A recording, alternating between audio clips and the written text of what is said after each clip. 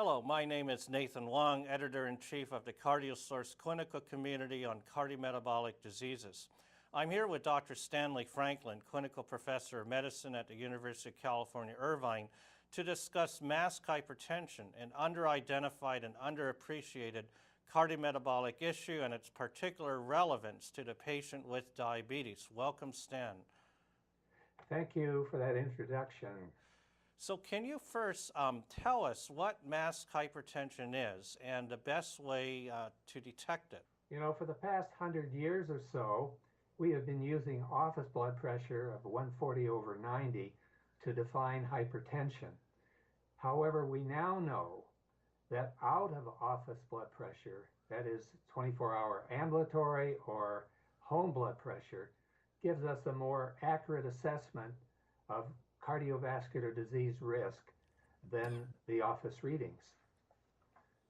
For example, in terms of this slide here, you see that masked hypertension is defined as an outlier by an office pressure of less than 140/90 and a ambulatory or home blood pressure of greater than 135/85.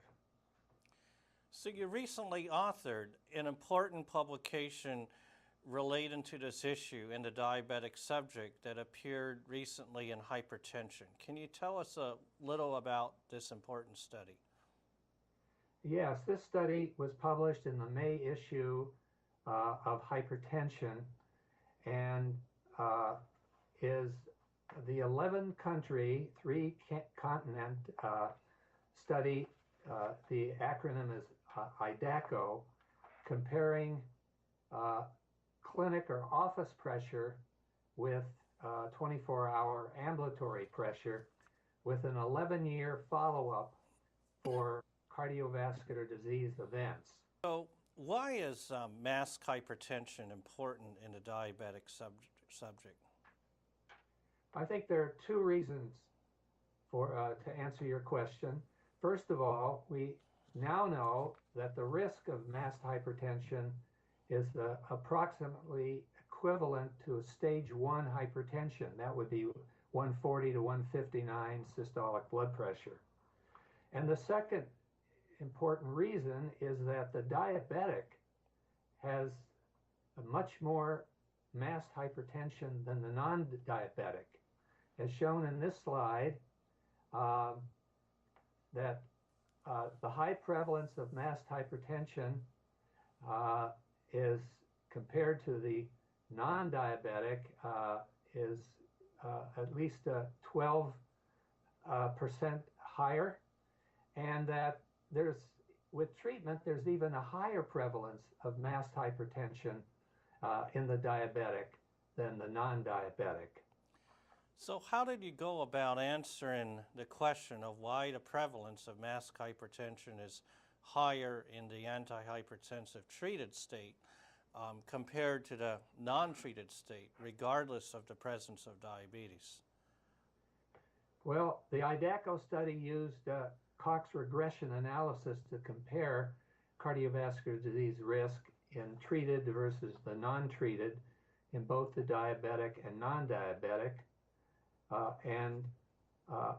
Actually, the data that I'm going to show you on this next slide is in the non-diabetic, largely because we have more subjects and therefore we have more power in order to show differences. But the same findings were also significantly true in the diabetic. And as you can see from this graph here of cardiovascular disease events, it's color-coded.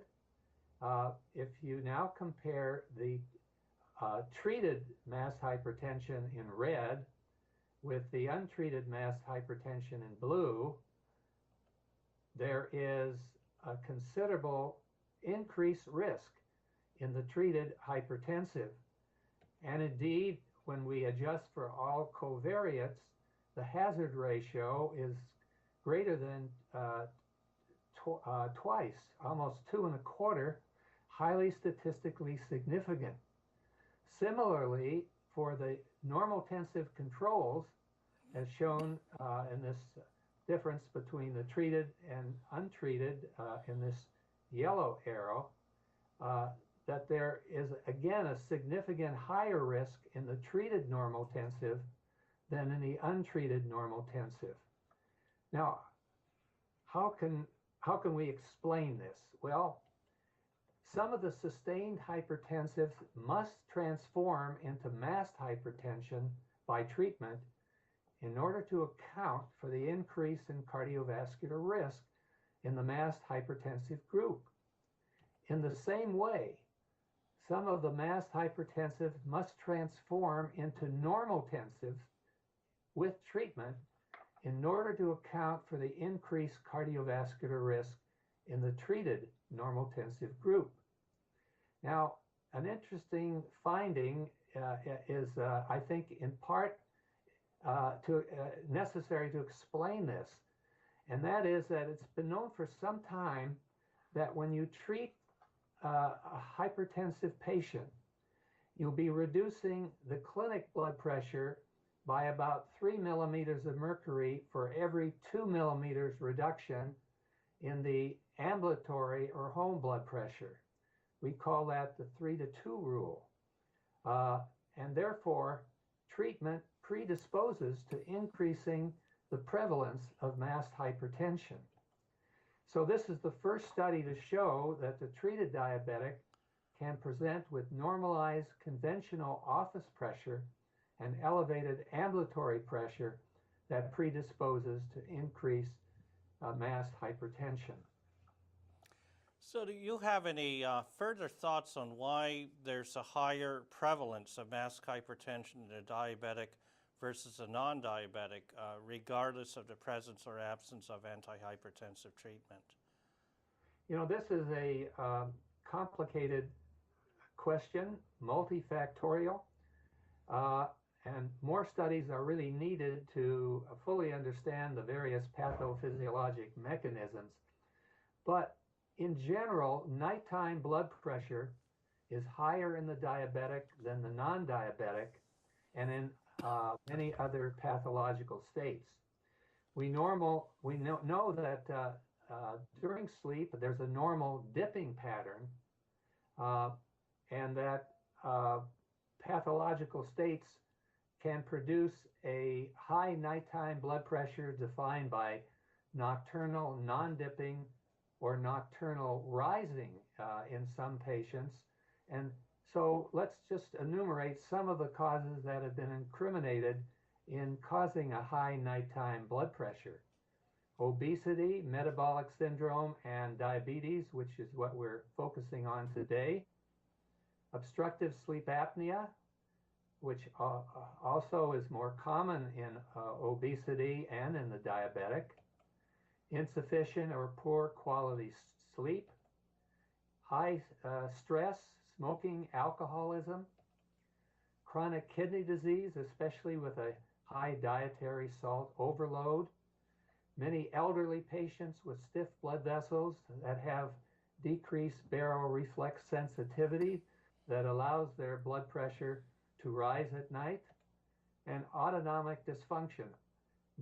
All of these have been incriminated as factors that lead to a higher nighttime blood pressure and to hence a greater propensity towards masked hypertension. So lastly, and perhaps most important, what do you feel are the clinical implications of your study, particularly in light of the recently revised blood pressure guidelines in persons with diabetes from the European Society of Hypertension and American Diabetes Association that have raised the threshold of systolic blood pressure for defining hypertension? Yeah, this is a very important question. And there are several practical clinical implications that we can draw from this study. First of all, what's the best way to diagnose masked hypertension? You can't do it with office blood pressures. By definition, they're lower than 140/90. And indeed, in the IDACO study, the mean office pressures were 129/76. Certainly nothing to make you suspicious.